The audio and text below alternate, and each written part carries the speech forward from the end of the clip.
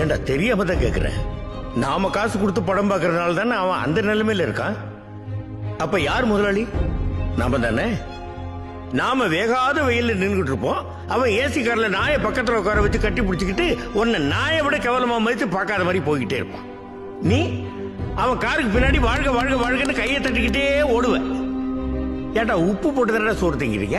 யோசிச்சு பாரு.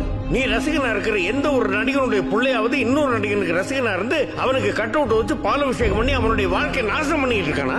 அவன் அடிச்சு சம்பாதிச்ச கார் பங்களான்னு போயிட்டு தான் இருக்கான். ஆனா நீ ஒரு நாள் மழை பெஞ்சா கூட வீட்டுக்குள்ள தண்ணி வந்து இருக்கிறதுக்கு இடம் இல்லாம நடுத்தரில் வந்து நிப்ப. ஏன் அன்னைக்கு நீ ரசிகனா இருக்கிற எவனாவது உன்னை வீட்டுக்குள்ள சேர்த்துக்க வேண்டியதானே? வெறும் படத்துலயும் மேடையிலையும் மட்டும் உன் காலுக்கு செருப்பா இருப்பேன்னு பேசிட்டு நீ உதவின்னு அவன் வீட்டு வாசலுக்கு போய் நின்னா உன்னை செருப்பாலேயே அடிச்சு தொடுத்துவான். அப்பா தாதா நம்மள வீட்டுல சேர்த்து பாருப்பா. செருப்படி. நமக்கு எப்பவும் எவனையாவது தூக்கி வச்சு பேசிக்கிட்டே இருக்கணும். ஐயோ தோனி வேற லெவல், ஐயோ இசைன் கடவுள், அவர் பேண்ட் அவரே போட்டுக்கிறாரு, அவர் சோத்த அவரே தின்னுக்கிறாரு. What simplicity. சீ. பார், எவனுமே எவனை விடையும் பெரிய ஆள் கிடையாது.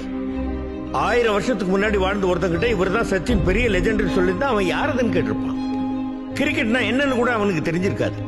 அது நாமளா உருவாக்கின ஒரு விளையாட்டு, அவ்வளவுதான். அப்படி நாமளா உருவாக்கின விளையாட்டை ஒருத்தன் நல்லா விளையாடுறானா அவன் அந்த விளையாட்டை நல்லா விளையாடுறான், அவ்வளவுதான். அதுக்காக அவன் உடனே லெஜெண்ட் கடவுள் தூக்கி வச்சு கொண்டாடுறது முட்டாள்தனம் அல்ல.